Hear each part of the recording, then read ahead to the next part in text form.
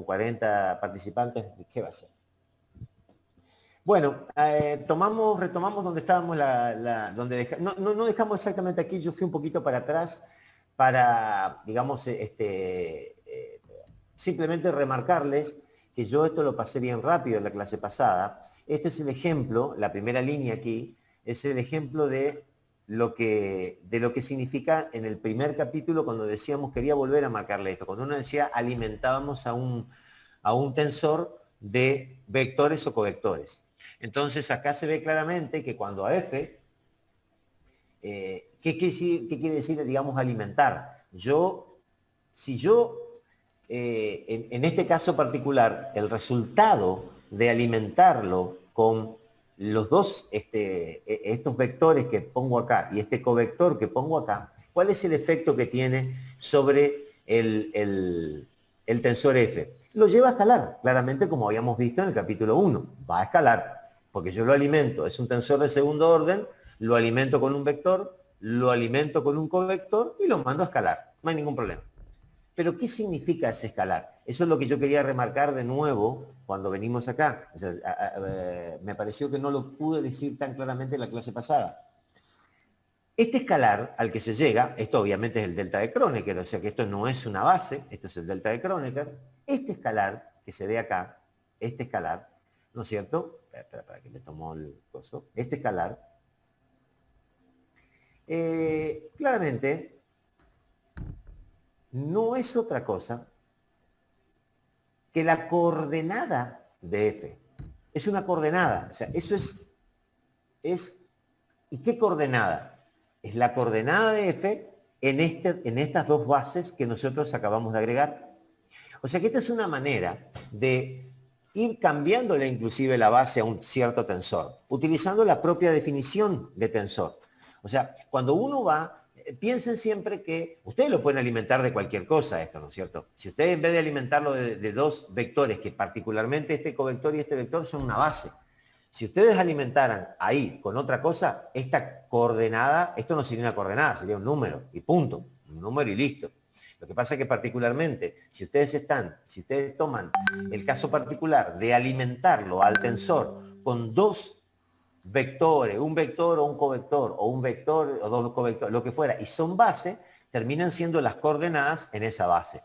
Entonces, esta es la manera de cambiar de base a f, alimentándolo con distintos elementos acá. Particularmente, entonces, esta es la base para cuando, o las coordenadas, cuando uno elige la base G mayúscula J, G mayúscula M, este covector y este vector. Esas son las bases. Entonces, vos vas generando coordenadas. De nuevo, porque estas dos son bases. Si estas dos no fueran bases, fueran vectores cualquiera, podrían oficiar de base también, porque cualquier vector puede oficiar de base. No hay ninguna necesidad de que un cierto vector oficie de base y otros no son base. Ahora, particularmente, las coordenadas en una base muy errática no tendrían mucho significado, ¿no es cierto?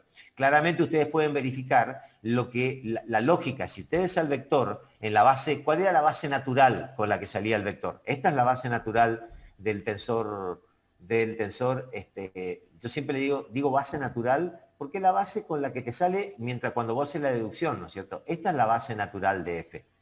Es la G minúscula y la G mayúscula. ¿Por qué digo base natural? Uso la palabra natural. Es una palabra inventada, porque en realidad natural, no natural, en estas cosas es muy relativo. Yo le digo natural porque es la que me permite tener siempre coordenadas unitarias. O sea, me despreocupo de las coordenadas. O sea, cuando yo refiero a mi tensor f a estas dos bases, yo me despreocupo de las coordenadas.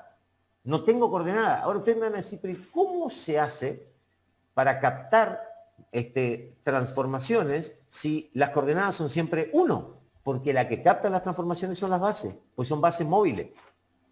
Al ser bases móviles, bases cambiables, bases que se pueden agrandar, acuérdense que las bases curvilíneas no son unitarias, No son unitarias. Las bases curvilíneas pueden tener cualquier dimensión. Entonces, como las bases pueden cambiar, entonces no necesita de las coordenadas. Cuando ustedes le ponen bases un poco más rígidas, comienzan a aparecer las coordenadas. ¿Eso qué quiere decir? ¿Que estas dos bases son rígidas, por eso aparece la coordenada? No. Puede aparecer una coordenada igual, aun cuando las bases no sean rígidas. Puede aparecer. ¿Qué base típicamente rígida hay? ¿Cuál es la base rígida, rígida, rígida? Las cartesianas. Y ustedes ven que F tiene coordenadas en componente, en coordenadas cartesianas tiene componentes.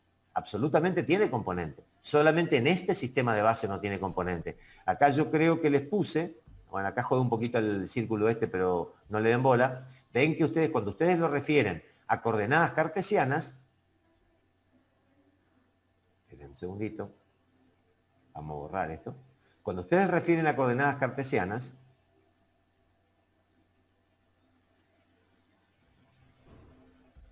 estas son las componentes. Y claro, es que el tensor F en coordenadas cartesianas, como cualquier tensor en coordenadas cartesianas, tiene componentes porque no tiene manera de captar cambios. Recuerden ustedes que las bases cartesianas son siempre 1. Entonces, si yo quiero que el tensor me mida algo, ¿cómo me va a medir? Me lo mide a través de las componentes, porque las bases no me pueden medir nada, pues siempre salen 1. Ahora, cuando las bases son móviles, yo puedo no tener coordenadas porque tengo a la base que se mueve, ¿no es cierto? Ahora, de nuevo, hay bases que aún moviéndose dan coordenadas. Es el caso de lo que estamos viendo acá. Esta base es una base que es móvil, la G y la G grande son bases móviles porque son bases curvilíneas, igual tiene coordenadas. Igual tiene coordenadas. O sea, no quiere decir que una base necesariamente no tiene coordenadas si la base es móvil. Varía. Lo que pasa es que ustedes me pueden decir, bueno, seguramente entonces esta coordenada debe cambiar menos que lo que cambia esta. Y bueno, probablemente, si las bases cambian, cambia también. Es decir, puede ser que cambie menos, es medio difícil decirlo de antemano. No es tan fácil decirlo. Pero bueno, ¿se entiende el concepto de lo que es el manejo del tensor?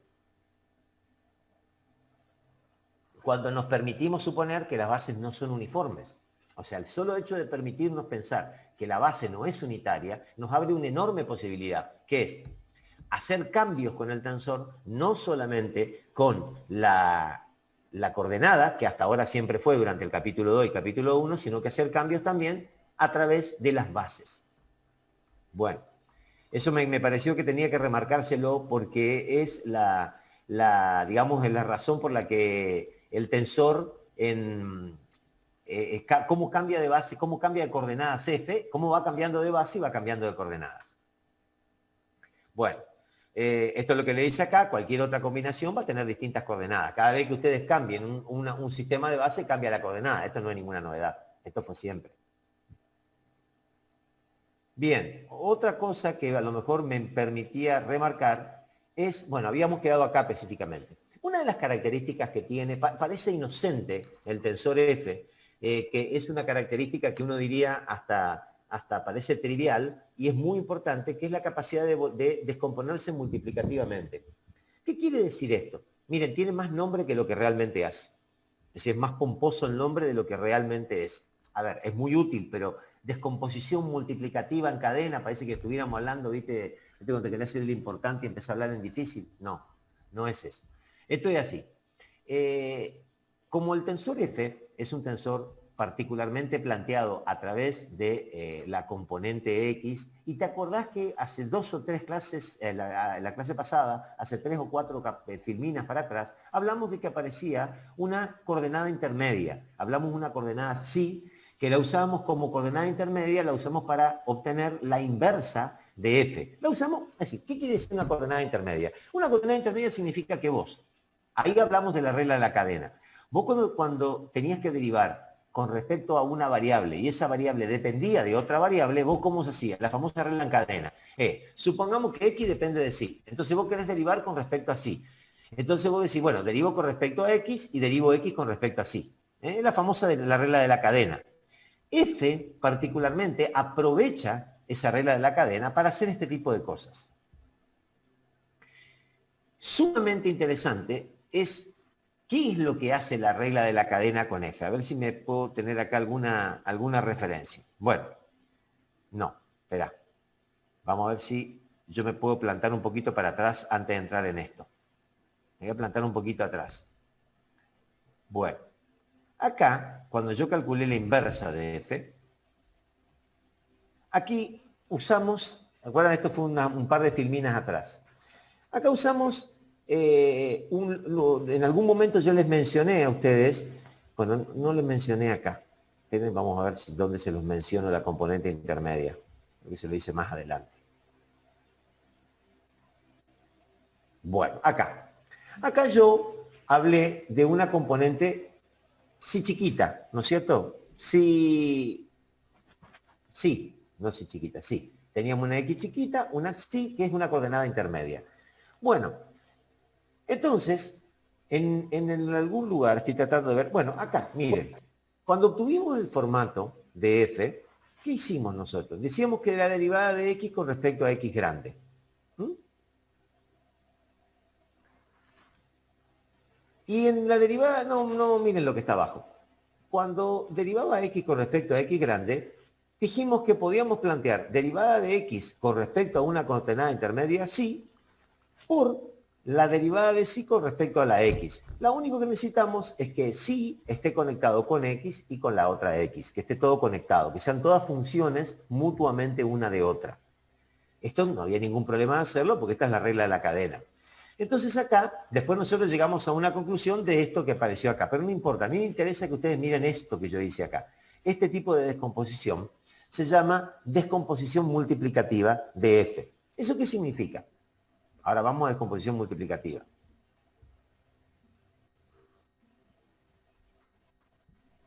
Esto significa que cuando uno tiene a f, uno puede agarrar, y usando la regla de la cadena, usar distintos f en el camino del proceso de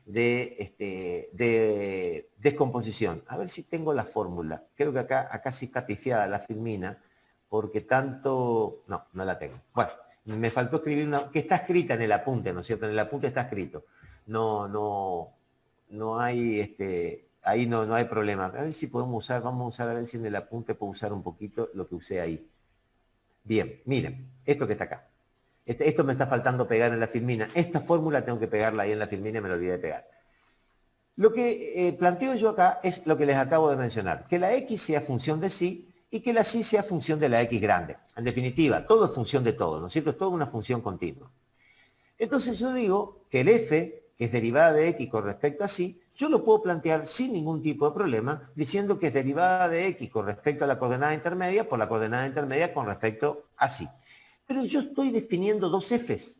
Estoy haciendo, en este proceso, estoy armando dos f's. Una f la llamo f y l, que está acá, que está en función de x y sí, y la otra f está en función de sí y x. Es como si yo hubiera agarrado un pedazo de la f multiplicado por otro pedazo de la f. Esa regla se llama descomposición multiplicativa. Ahora, ustedes se pueden imaginar, ¿para qué me puede servir esto? Ya le digo en cuanto termine de lidiar con mi mate que estoy tapado.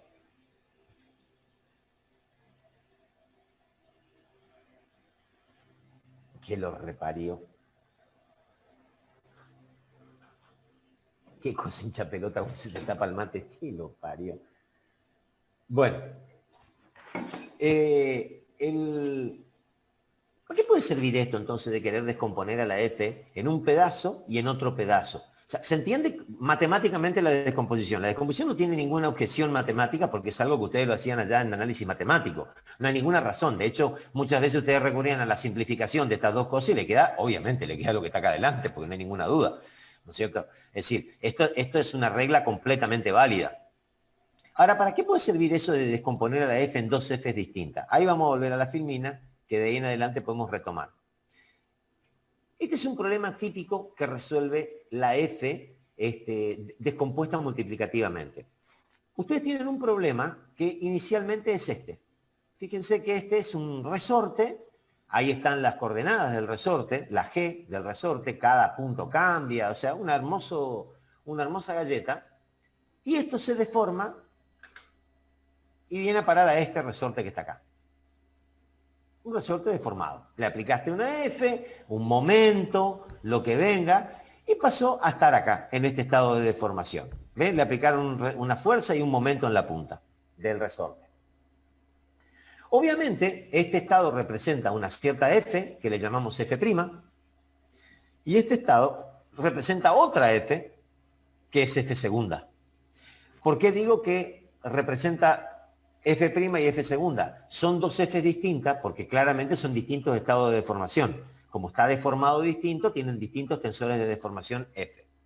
¿Cuál es el problema acá? El problema muchas veces es de la referencia de F. Cuando uno quiere calcular F, las componentes de F de una barrita recta, esto es coordenadas cartesianas. Cuando uno quiere pasar de las coordenadas cartesianas a las coordenadas curvilíneas, no hay problema porque en realidad, ¿qué es lo que pasa? Uno conoce la F en coordenadas cartesianas. ¿Cómo calculan ustedes esa F en coordenadas cartesianas? Bueno, como hemos estado viendo, la F es igual a cualquiera de los formatos que ustedes quieran, derivada de X con respecto a sí, etc. O sea, es conocida la matriz de transformación de un vector recto en este vector de resortes. Es decir, es relativamente sencilla de obtener. No es tan sencilla de obtener, pero se puede obtener. De un supuesto eje recto. Ahora, de este supuesto eje recto, ¿se puede obtener esta? Y es lo mismo. Es prácticamente el mismo trabajo del otro lado. Porque si ustedes, o sea, si ustedes tapan un poquitito esto, o sea, si ustedes obvian, no, o sea, olvídense de este, miren entre este y este. Bueno, tengo una cosa recta que tengo que pasar a un resorte. Listo. Ahora tacho este, me olvido de este.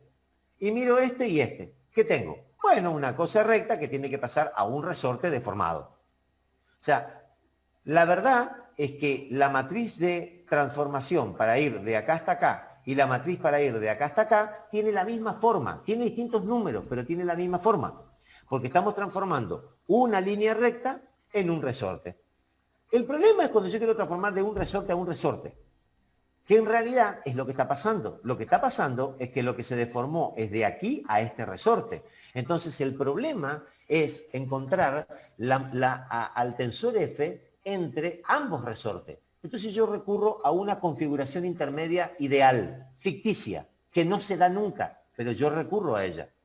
Esta deformación es la línea recta, la barra recta. Entonces, obtener la matriz de transformación entre la barra recta y esto, y entre la barra recta y esto, es fácil. ¿Y para qué me sirve eso? Para armar esto. Armo la matriz de la transformación total, haciendo ¿qué cosa? La deformación de este resorte en esta línea recta, ahí me paro, y después deformo esta línea recta hasta esta deformación. ¿Se entiende? Es como que paso por una deformación intermedia. Ustedes me van a decir, pero yo nunca lo transformo. No, no tiene por qué ser real. No tiene por qué ser real la configuración intermedia. Pues es una configuración matemáticamente admisible. Yo les pregunto a ustedes, ¿es admisible transformar este resorte en esta línea y después esta línea en este resorte? No habría mayor problema, podríamos hacerlo. Va a ser trabajoso, pero, a ver, si usted aplica una fuerza suficientemente grande acá, esto se podría enderezar, por decirlo de alguna manera. Claro, después ustedes me dicen, ¿y cómo le aplico una fuerza para transformarlo en esto? No sé, no tengo ni idea cómo se hace eso, pero matemáticamente es admisible. Pero yo nunca lo voy a transformar en una recta, nunca, pero puedo utilizar la descomposición multiplicativa. O sea, empleo la coordenada E como mi coordenada psi. Entonces resulta ser que, ¿qué es lo poderoso de esto? Que yo para deformar esto de acá hasta acá utilizo dos veces una deformación entre una recta y un resorte. ¿Cómo? De esta manera. La F que va de acá hasta acá, ¿cómo hace? Va del resorte recto hasta acá, por eso va F a la menos 1. Miren, ¿ve? Va del resorte hasta acá, va F a la menos 1, y del resorte hasta acá va F segunda. Entonces, esto pasa primero al resorte y del resorte acá. Ese producto de F segunda por F es esto que está acá abajo. O sea, yo uso dos veces la misma matriz. No es una matriz fácil de usar. Yo no estoy diciendo que esta es una matriz sencilla. Es una matriz bastante complicada. Pero no tengo que calcular dos matrices. O sea, no tengo que preocuparme de cómo me sale de acá hasta acá. De acá hasta acá es muy difícil sacarla. Pero del resorte acá y del resorte, digamos, de lo recto al resorte y de lo recto al resorte, es lo mismo, es la misma matriz, son dos resortes iguales desde el punto de vista geométrico.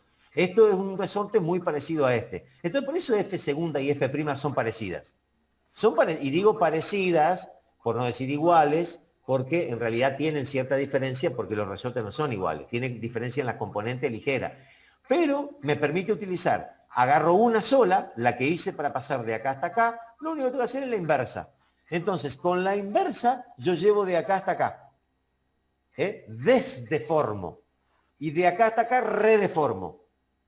Esa sería la idea. Esto es lo que está expresado acá abajo. Ese es el poder de la descomposición multiplicativa. Tiene un poder muy, digamos, se utiliza muchísimo esto en mecánica de medios continuos, porque siempre se trata de buscar un punto de una deformación en el medio que sea factible, conocida, fácil de obtener, y después nos vamos a los dos lugares donde no tengo forma de obtener, donde se me complica la vida, donde está difícil. Bueno, eso es la descomposición multiplicativa. Ahí en el apunte, ustedes tienen descomposiciones multiplicativas mucho más sencillas. Por ejemplo, una deformación total está descompuesta primeramente en una rotación y después una deformación, lo cual es lo elemental, digamos. Muchos de ustedes pueden preguntarse, ¿para qué puede servir descomponer la matriz F en una rotación y en una deformación? Y bueno, para saber cuánto rota, por ejemplo, y cuánto deforma puramente. Eso es una manera muy parecida a lo que hacía C. Lo que pasa es que C lo hacía con una suma. Ahora F es mucho más potente. De hecho, C nunca hubiera podido hacer esto. No se podía hacer esto con C. Bueno, cuando ustedes mismos hacen preguntas o hacen consultas, se dan cuenta de que F y el jacobiano son enormemente parecidos en cuanto a su forma. Y a su vez el jacobiano es el que existe para que exista la métrica. Entonces es muy común, o sea, es inmediato suponer que hay una relación entre F y la métrica. Y efectivamente la hay. Hay muchos tipos de relaciones entre F y la métrica. Ahora vamos a ver, para entender la relación que hay entre F y la métrica, vamos a pasar por un tensor, otro tensor de deformación, que se hace con Fs. Este tensor se llama tensor derecho de Green-Cauchy. Se llama tensor derecho porque hay un tensor izquierdo, por supuesto, no importa. A este se llama tensor derecho. ¿El tensor derecho cómo se saca? Se saca así. Se hace F traspuesta por F. Sumamente sencilla. F traspuesta por F. ¿Qué características tiene este tensor C? Ahora vamos a ver que no tiene F. Ahora vamos a ver que hace C en forma rápida. Que no tiene directamente F. Entonces, si ustedes a F sustituyen por lo que saben que es, siempre tratamos de utilizar las coordenadas naturales de F, que son la G chiquita y la G grande, lo reemplazo en F, hacen los productos, hacen el producto escalar, etcétera, etcétera, etcétera, se van a encontrar con que esto es el resultado de F. Se dan cuenta que el tensor C se obtiene a partir de las F y da este resultado que está acá. Fíjense el resultado del tensor C. El tensor C es un tensor que tiene bases G y GJ, son dos cobases. Se dan cuenta que es un tensor que tiene dos cobases, no tiene bases vectoriales, tiene dos bases covectoriales. Pero miren este detallecito que está muy interesante acá. Las componentes de este tensor, en esta base, en otra base serán otra cosa, es las componentes del métrico. O sea que este tensor, en realidad, tiene en sus componentes al tensor métrico. ¿Qué quiere decir eso? Que este tensor tiene que servirnos para medir algo, porque el tensor métrico es básicamente el tensor que sirve para medir. Entonces quiere decir que C, que es un pariente muy cercano del tensor métrico, debe permitir medir. Efectivamente, permite medir. Es decir, el tensor C, bueno, como les decía, el tensor C es un tensor 0,2, eso es porque tiene dos cobases, y sus componentes coinciden con la del métrico espacial, pero referida a otra base. Este es un detalle que yo quiero marcar también. No estoy diciendo que C sea igual a la métrica. C y el métrico no son iguales, tienen las mismas componentes, lo que pasa es que están en bases distintas. Al estar en bases distintas, por supuesto, no pueden ser iguales, porque para que dos tensores sean iguales, tienen que tener componentes iguales y bases iguales.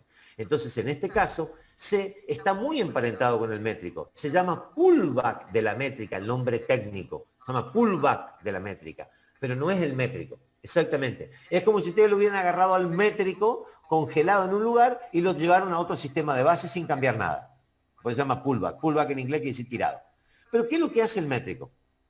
Se calculan distancias con el métrico. Miren, si ustedes quieren saber cuánto es la longitud de un vector diferencial de R, lo que hacen, ya se lo dije varias veces, es hacer el producto escalar del vector diferencial de R por el mismo. Cuando hacen el producto escalar del vector diferencial de R por el mismo, se obtiene claramente allí el teorema de Pitágoras, o sea, ¿qué se obtiene? El módulo del vector al cuadrado. ¿Se acuerdan que esto hacían ustedes, cuando querían calcular la longitud de un vector? Lo multiplicábamos por sí mismo. Usan el formato de que el vector diferencial de R es F por diferencial de R grande, hacen las operaciones matemáticas y se encuentran con esta conclusión, que la longitud diferencial de R al cuadrado, módulo, el módulo de diferencial de R al cuadrado, hagan de cuenta que esto es un diferencial de R, ¿qué es esto? Es igual a esto. Se dan cuenta que el uso que tiene C me permite obtener, usando la longitud del vector antes de deformarse, cuál es la longitud del vector cuando se deformó. Simplemente hace eso C. Ven que es muy práctico. O sea, ustedes tienen cuánto vale el vector antes de la deformación, que es diferencial de R grande, y obtienen inmediatamente cuál es la longitud del mismo vector luego de haber sido deformado. Para eso, ¿qué es lo que ustedes usan? Ya les digo, a ver si no es algo que me está mandando Benito. No. Espérenme un segundito. Bueno, nada. Bueno, ahí está. ¿Alguno quiere preguntar algo? Bueno, listo. Sigo porque no sé cuánto tengo luz. Si hay alguna duda, interrúmpanme. Bueno, ¿qué es lo que está queriendo decir este proceso entonces? Retomemos. Retomemos que C se deduce de F. Y C sirve para medir longitudes. Porque C tiene características del tensor métrico. Como C depende de F, claramente hay una relación entre F y el métrico, ¿no es cierto? Por añadidura, tenemos que decir.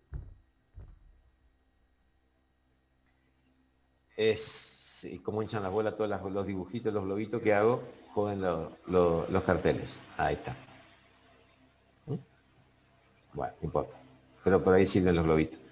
¿Esto qué quiere decir? Que el cálculo de la distancia final en función de la inicial es una muestra de que las deformaciones calculadas con F o con C, vamos a decir la verdad, para tener la longitud tenemos que calcular con C, pero para obtener deformaciones tenemos que calcular F. Eso está claro. O sea, si ustedes en vez de querer tener la longitud, lo que quieren tener es al vector diferencial de R, obviamente no tienen que usar C, sino que tienen que usar F. Está claro que no hay ninguna duda que el vector diferencial de R final se obtiene con F por el diferencial de R inicial. O sea, yo el vector diferencial de R, si lo quiero obtener, uso F. Ahora, si quiero obtener la longitud, utilizo C. Porque es práctico. Entonces, evidentemente, las deformaciones, ya sea calculada con F y con C, tiene involucrado al tensor métrico en el medio. Siempre aparece el tensor métrico. Claramente, no sé lo que dice de abajo porque me tapa mi cartel. Veamos un uso de C. Eso no lo veía porque me está tapando mi cartel. Bueno, veamos un uso de C entonces.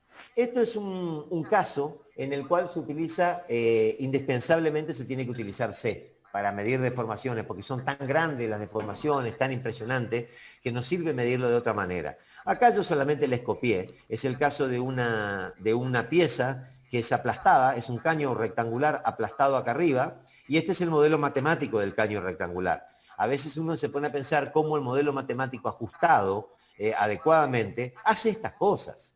Miren el diseño, sí, está bien, vamos a decir, no tiene el mismo rulito, y no tiene el mismo rulito, porque en matemática el rulito se forma así, digamos, ¿no es cierto? Pero es verdaderamente impresionante la capacidad de reproducción que tiene de esta deformación el modelo matemático. Tiene una precisión descomunal. Te forma hasta los rulitos o hasta el bodoque de material que te quedó por aplastamiento. O sea, imagínense las cosas que uno hace con los programas de elementos finitos poderosos. Bueno, para hacer esto, utiliza C. Acá está viendo, él utilizo. X es el jacobiano. Acá X es el jacobiano. Esto que está acá es la matriz que nosotros necesitamos. ¿Ve? Estas son las componentes de C y abajo aparece también el determinante del jacobiano. ¿Por qué aparece el determinante? Se los cuento como chismoso nomás. Digamos, en el cálculo de esto que está acá, las componentes de C dan la deformación y el determinante del jacobiano da el cambio del volumen. Vieron que nosotros vimos hace un par de clases que la deformación volumétrica era el primer invariante del tensor de deformación. Eso de que la deformación volumétrica es el primer invariante del tensor de deformación, del tensor D de deformación, es solamente cuando las deformaciones son muy chicas. Cuando las deformaciones son muy grandes, el que da verdaderamente el cambio de volumen es el determinante del jacobiano, del querido jacobiano. O sea, una especie de determinante de F.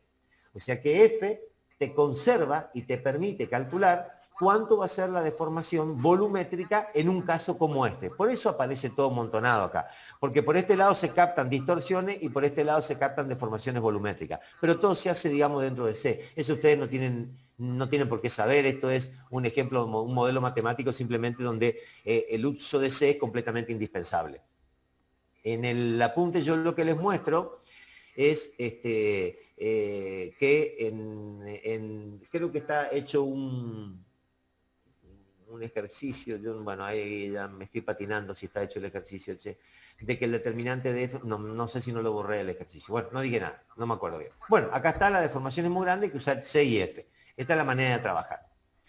¿Qué relación más directa puedo encontrar entre F y la métrica? Miren, acá hay un caso muy sencillo que uno puede conectar F con la métrica, que es cuando ustedes piensen que F es en coordenada, digamos, en notación inicial es esto que está acá, es la componente X y J. Si ustedes a X lo escriben como la suma de X grande más U, se van a encontrar que es delta IJ más C. Está la C que nosotros trabajamos. La C se descompone en epsilon y R. O sea que la F, en realidad, fíjate qué cosa así semejante a lo que hacíamos en pequeñas deformaciones. La F termina siendo la suma de una matriz unidad más una matriz de deformación más al tensor rotación que calculamos en el capítulo 1. Esto es cuando a F lo llevamos a pequeña. O sea que F aproximadamente hace de, cuando todo esto se colapsa, se hace muy chiquito, F coincide con las componentes del métrico. En el único caso que F exactamente es igual al métrico es cuando hay pequeñas deformaciones. Cuando hay pequeñas deformaciones, F siempre es igual al métrico. ¿Por qué? Porque en pequeñas deformaciones, ustedes imagínense que en pequeñas deformaciones esto es casi cero, esto es casi cero, ¿cuánto queda F? Cuando E y R son casi cero.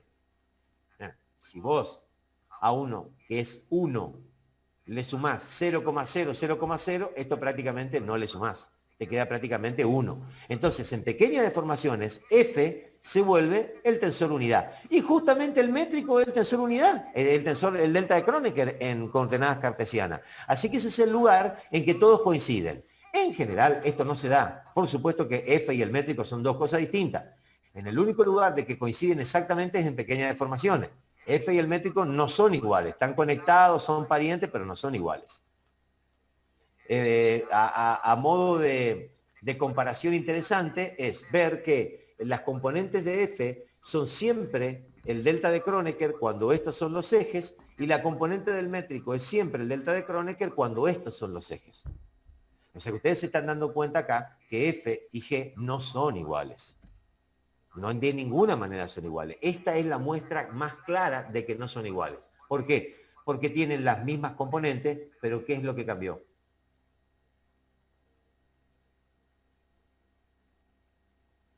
La base.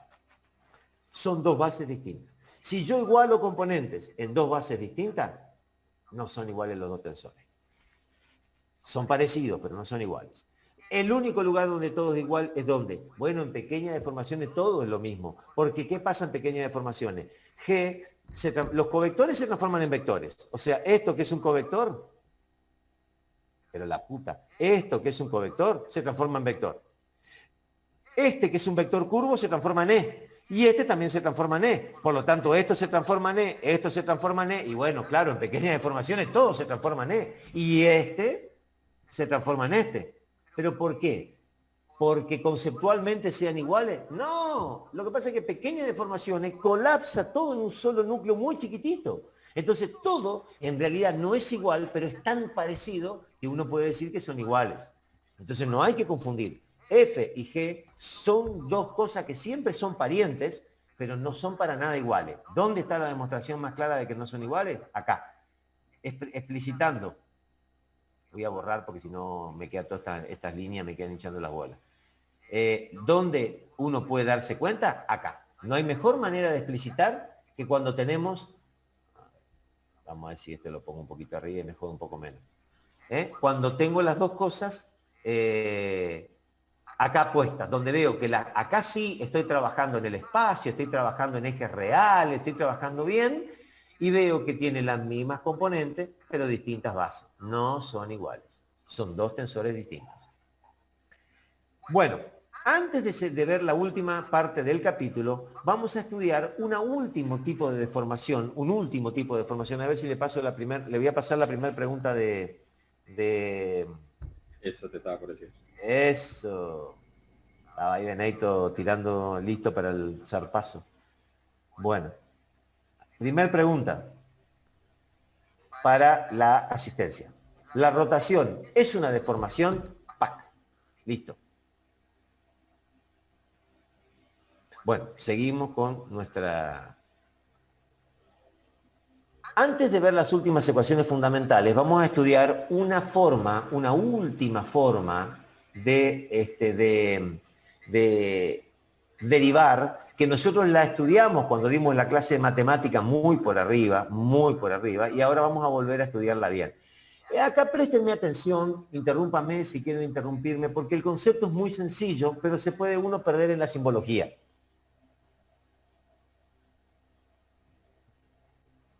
La simbología es extremadamente, digamos así, no es rebuscada. Lo que pasa es que, a ver, es la manera de representar de forma, ahora le voy a mostrar por qué es así, pero claro, es bastante chocante cuando se la ve la primera vez. Vamos a estudiar qué es la derivada covariante. La derivada covariante es una derivada que si ustedes se ponen a pensar, simplemente ustedes no la conocen, simplemente porque no se pusieron a pensar realmente en que existía. Pues si te hubieses puesto a pensar un ratito que existía, no hubieras tenido ninguna duda de que no había forma de que no estaba, de que no estuviera. ¿Por qué aparece la derivada esa? Suponete que vos tenés un vector X cualquiera, que vos querés derivarlo con respecto a coordenadas. ¿No es cierto? Lo querés derivar con respecto a las coordenadas X. Grandes, ¿no es cierto? Son las coordenadas básicas, allá al inicio, sin deformar, digamos, de alguna manera. Bueno, al vector X, si yo lo expreso en coordenadas curvilíneas, o sea, el vector X lo expreso como X por G, ¿cuál es la derivada? ¿Cómo tengo que hacer la derivada? La derivada es, bárbaro, ¿cómo derivaban ustedes un vector hasta este momento? Cuando ustedes derivaban un vector, lo que hacían era derivar las componentes del vector. Pero ahora tenemos un problema. Esta primer parte tiene en cuenta la derivada de las componentes. Pero resulta ser que este muñeco que está acá también cambia con X. Por lo tanto, me aparece ahora la famosa regla de la derivación, que es, derivo el primero sin derivar el segundo, más la derivada del segundo por el primero sin derivar. O sea, ¿en qué consiste de fondo la derivada covariante? La derivada covariante se llama así, ahora después les explico por qué se llama, así como se llama, con ese nombre. Lo que quiere decir la derivada covariante es cuando ustedes deriven un vector, muchachos, que está en coordenadas curvilíneas, no pueden derivar solamente las componentes del vector, tienen que derivar también las bases, porque las bases cambian también.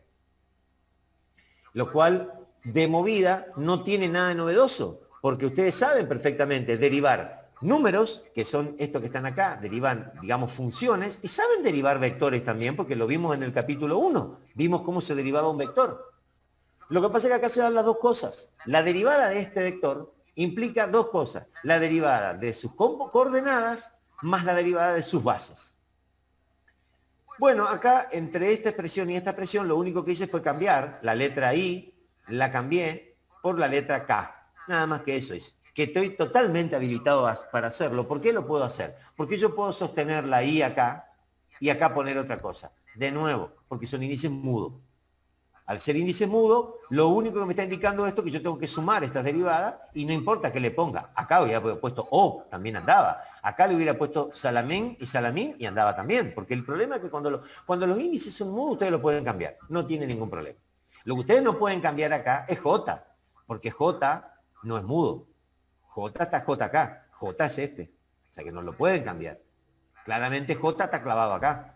Está clavado acá, está clavado acá y está clavado acá y acá. Así que J no se puede cambiar. Si cambian J, tienen que cambiar acá también. O sea, le pueden poner M, pero tienen que decir que esto es derivada de XM. Ahí hay que tener cuidado. Nunca los índices libres se pueden cambiar. Siempre se pueden cambiar los índices mudos. A ver, todo se puede cambiar, pero es más difícil, hay que tener más en cuenta más cosas para cambiarlo. Ahora, hasta acá, miren, hasta acá el concepto de derivada covariante. Eso es todo. No hay nada más que decir. Esto es la derivada covariante. O sea, nombre pomposo, nombre complicado. No, es esto. ¿Y por qué se llama covariante? Les cuento por qué se llama covariante. Porque lo que pasa es que esto sí es un tecnicismo. Ustedes se acuerdan que cuando los índices estaban abajo, ¿no es cierto? Cuando los índices de tanto de las bases como de las componentes estaban abajo, le llamábamos covariante y los índices que están arriba le llamamos contravariante. Por eso siempre decimos que los vectores normales, los vectores comunes tienen componentes contravariante y base covariante. Y los covectores es al revés. Los covectores tienen componentes covectores y bases contravariantes. Para decirle de alguna manera siempre diciendo que los índices de arriba son contravariantes y los índices de abajo son covariantes. ¿Por qué se llama covariante este? Porque esta es una derivada abajo. ¿Ven dónde va la J? ¿Ven que va abajo la derivada? ¿Ven? Es la J, cuando ustedes derivan, va abajo. Tanto en la coordenada como en el vector va abajo. Por eso se llama covariante, porque aporta un índice a la parte de abajo. Ahí está el desglose o la etimología del nombre y la complejidad. Ahora, hay que utilizar una simbología especial para las derivadas covariantes y ahora viene la parte que se enrosca, por decirlo de alguna manera, pero si ustedes tienen claro este concepto que yo les acabo de decir, no hay nada que discutir. No hay un problema. Ustedes no tienen que no se confundan en la maraña de cosas que hay para llegar a algo que son necesarias, sino quédense con el concepto que no se van a perder nunca. Nunca se van a perder. ¿Qué pasa? Bueno, ahora vamos a armar vamos a armar la parte formal matemática. Ahora viene la parte matemática formal que es rara, por decir de alguna manera, no, para ustedes rara. ¿Qué cosa vamos a hacer? Vamos a trabajar con todas herramientas que ya conocemos. El vector G era igual a esto, lo vimos en el primer capítulo.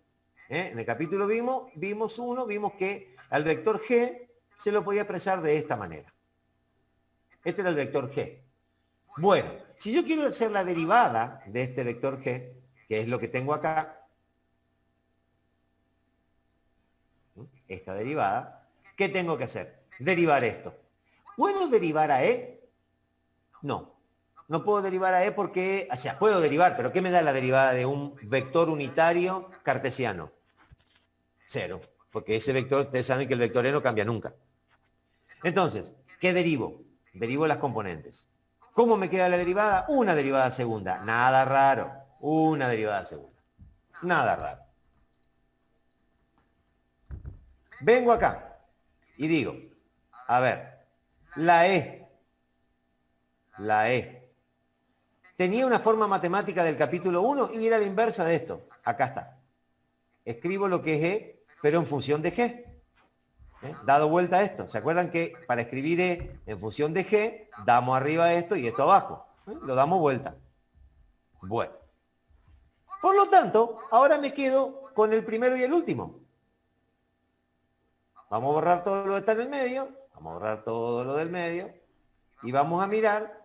Dice, todas transformaciones que ustedes conocen del capítulo 1. Vamos a mirar. Voy a cambiar el color porque el color es que puse un color muy feito. Vamos a volver al negro. Me voy a quedar con GK. Perdón, no con GK, perdón. Me voy a quedar con con GK, este que está acá. Y esto que está acá. Quiere decir que la derivada de la base se puede expresar de esta manera. Fíjense y razonen conmigo esto que está acá y piensen lo que dice esta expresión matemática. ¿Se acuerdan del capítulo 1? ¿Qué era la derivada de un vector? Cuando ustedes derivan un vector, sacan otro vector. No hay ningún problema. Ese nuevo vector derivado puede estar expresado en cualquier base, porque es un nuevo vector que puede ir a parar a cualquier base. Lo que yo he escrito acá es que al vector derivado este lo estoy expresando en la misma base de G. No hay ningún problema. De hecho, eso hicimos en el capítulo 1. Es decir, derivamos un vector y al vector, ¿os acuerdan que estábamos con la curva y teníamos el vector posición y derivábamos el vector tangente? Y este vector tangente quedaba expresado en la base que teníamos. La base que teníamos en ese momento. Bueno, entonces, ¿qué hago? Vuelvo a mirar lo que tengo acá. Tengo el vector derivado y tengo una coordenada. Esto es una coordenada y esta es una base. Quiere decir que el vector derivado o la derivada del vector G es una coordenada y una base.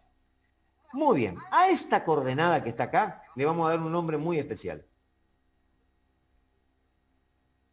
Un nombre sumamente interesante, que se llama índice o símbolo de Christoffel. Es esto que está acá. O sea, esto que está acá lo llamamos símbolo de Christoffel, lo empaquetamos en un símbolo y escribimos esto que está acá. O sea, que en vez de poner esto igual a todo esto, pongo esto igual a esto, fácil, donde todo esto es el símbolo de Christoffel. Cada vez que yo quiera calcular el símbolo de Christoffel, tengo que hacer todo esto. Tengo que hacer una derivada de x con respecto a psi 2 veces y después hacer la derivada de psi con respecto a m. Y multiplicar las dos cosas. Tengo que hacer todo esto cuando hago cuando calculo los símbolos de Christoffel. En la carpeta está hecho para una coordenada simple que es la coordenada polar. Está hecho todos los símbolos de Christoffel para la coordenada polar. Obviamente la coordenada cartesiana no tiene ningún sentido el símbolo de Christoffel. El símbolo de Christoffel en coordenadas cartesianas no aparece, porque como son derivadas de constantes es cero. Obviamente en coordenada cartesiana no hay símbolo de Christoffel. Bueno, este símbolo de Christoffel, que le ponemos esta nomenclatura que está acá, tiene la característica de permitirnos escribir la derivada covariante en una forma muy fácil y compacta. De esta manera, escribo en este lugar, reemplazo por esto que está acá, lo meto acá, saco factor común G y me queda esto que está acá. Esto que está acá me determina la derivada covariante. O sea, se dan cuenta ustedes que esto que está acá es la componente de un tensor. Es la componente del tensor, porque la derivada de un vector con respecto a una coordenada, como está puesto acá, da un vector resultante, pero ese vector resultante surge, digamos, del producto de un tensor por un vector. O sea, cuando la derivada no era covariante, acá no se formaba un tensor. Ustedes se dan cuenta que esto es semejante a... O sea, semejante. Nunca se olviden de T por N. N es un vector, T es un tensor de segundo orden y da como resultado un vector. ¿No es cierto? Ni un problema. Esto es lo que está pasando acá. ¿Ok? Esto es lo que estoy haciendo acá. Nada más que bastante más sofisticado. Estoy agarrando la derivada de un vector, que termina siendo otro vector, pero que se forma con T por N. Este sería el T, entre comillas, el T, bastante más sofisticado. Bueno, entonces que la derivada covariante implica una especie de fórmula. Hay que hacer esta fórmula para obtener la derivada covariante. Les vuelvo a repetir. Si estuviéramos en coordenadas cartesianas, ¿qué es lo que se cae? Se cae este pedazo. Epa. Se cae este pedazo. Si yo estoy en coordenadas cartesianas, este pedazo desaparece. Y de nuevo, la derivada de cualquier vector surge de derivar simplemente las componentes, las coordenadas del vector y chau. Y listo, no hay ningún problema. Siempre eso fue así en coordenadas cartesianas y no hay ningún problema. En cambio, cuando tenemos este tipo de coordenada, la cosa se pone en un tensorcito, se arma un tensor acá. ¿Qué es el símbolo de Christoffel? ¿Cómo lo interpretamos al símbolo de Christoffel?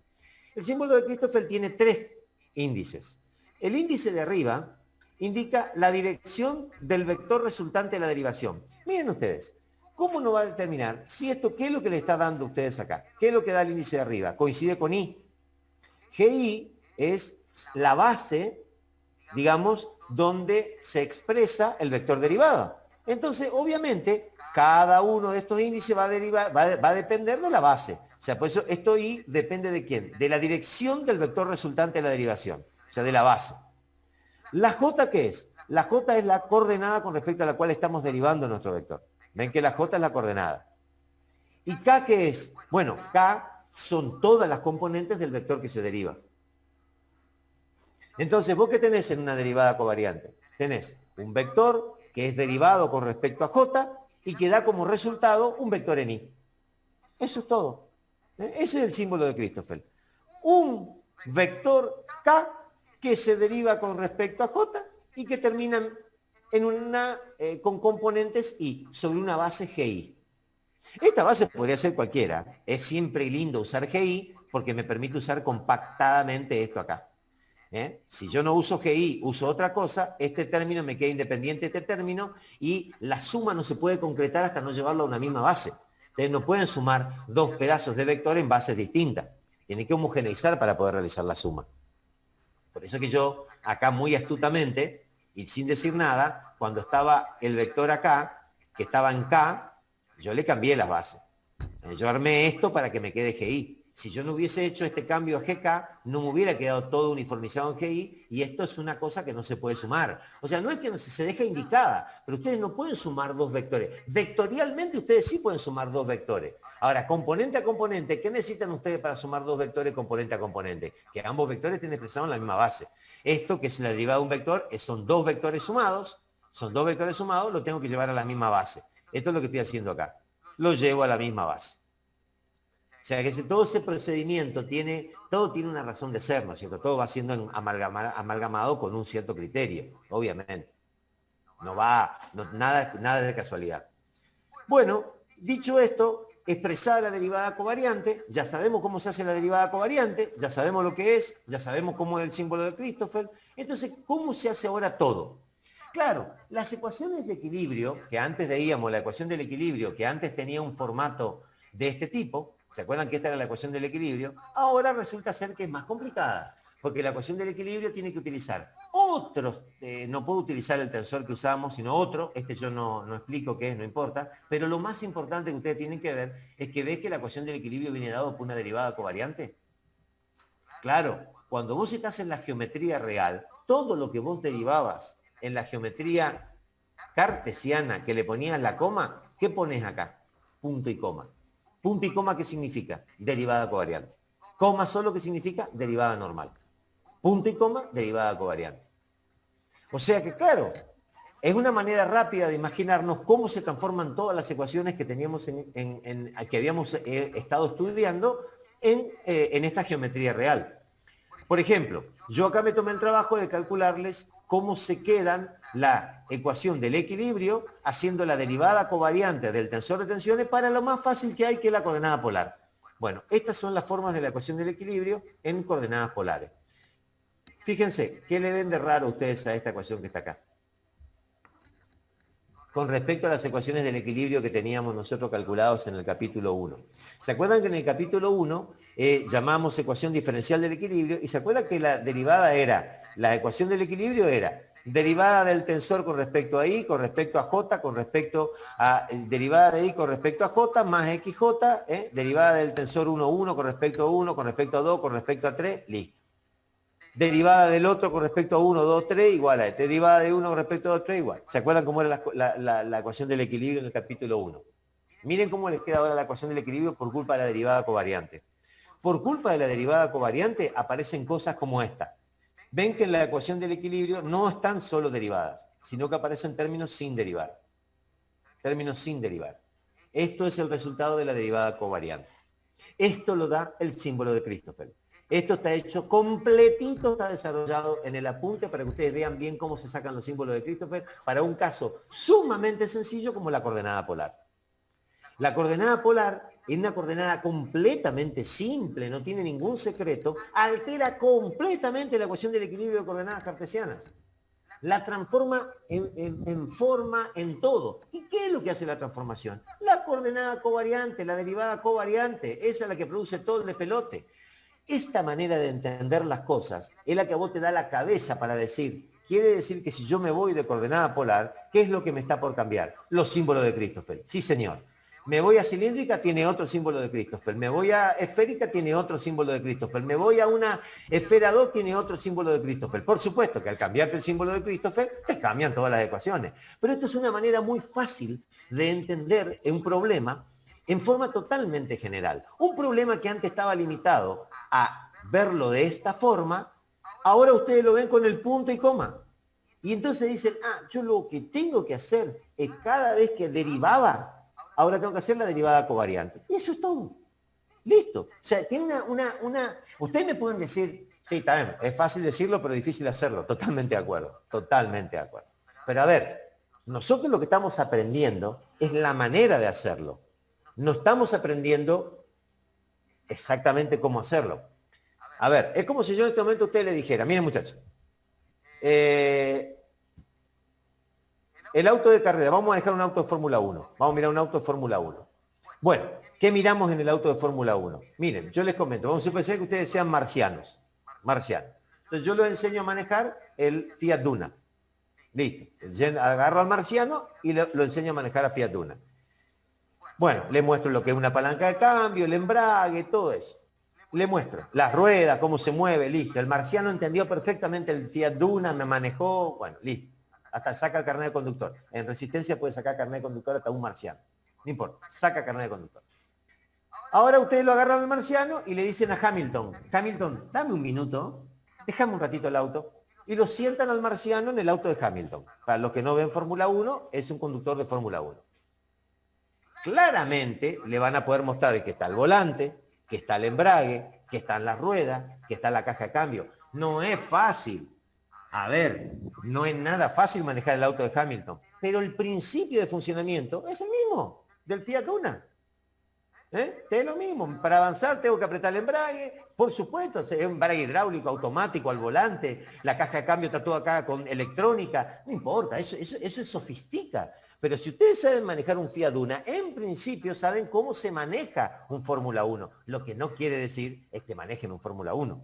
¿Estamos de acuerdo? Esto es igual.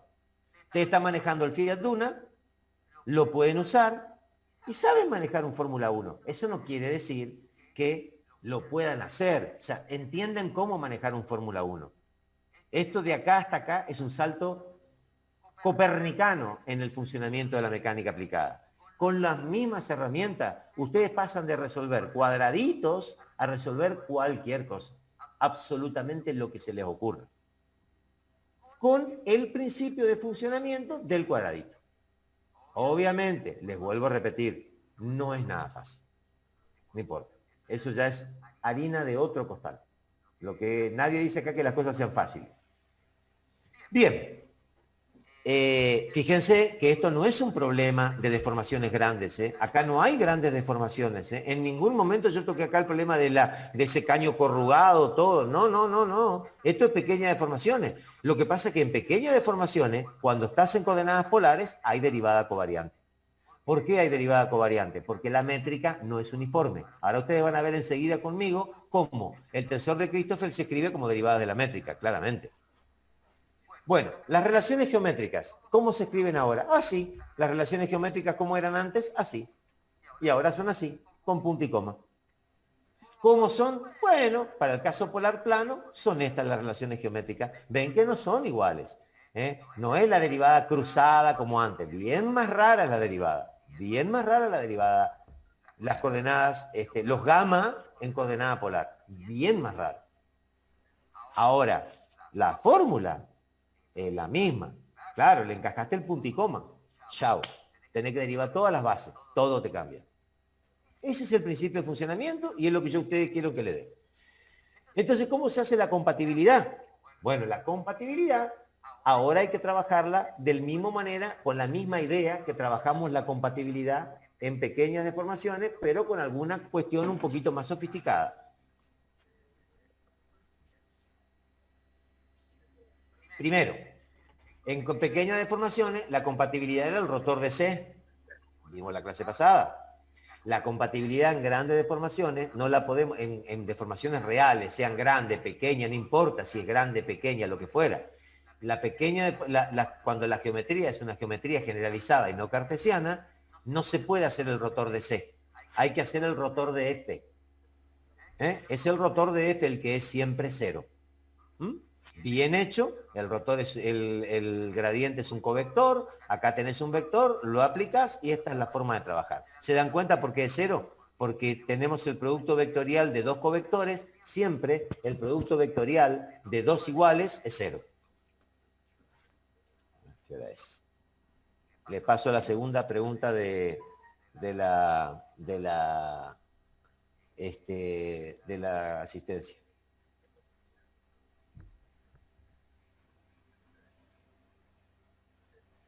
Queda el primer invariante del tensor de deformación lineal. Profe, yo tengo una duda. Sí. El cambio, o sea, digamos, como existe un símbolo de Christoffel para cada geometría, el símbolo de Christoffel o la variación, digamos, de ese símbolo se da porque las bases de cada geometría cambian de manera diferente. Entonces la derivada que va... Claro, exactamente. Así es como funciona. Es como lo está entendiendo vos. Es así. Obviamente, el símbolo de Christoffel es derivada de base. Como las bases van cambiando según el tipo. Y fíjate que ahora te va a quedar mucho más claro de acá a un ratito cuando te ponga. Porque vos me podés decir, entonces, ¿qué es lo que yo sé que cambia inmediatamente cuando voy cambiando los sistemas de referencia? Va cambiando la métrica. En los distintos espacios va cambiando la métrica. O sea, la métrica cartesiana, la métrica polar. Entonces, el símbolo de Christoffel tiene que ver con la métrica. Dame 15 minutos y te escribo el símbolo de Christoffel en función de la métrica. Lo cual te cierra todo. Lógicamente, cambio la métrica, cambio el símbolo de Christoffel, cambian toda la derivada, cambian todas las ecuaciones. Y ese es el procedimiento.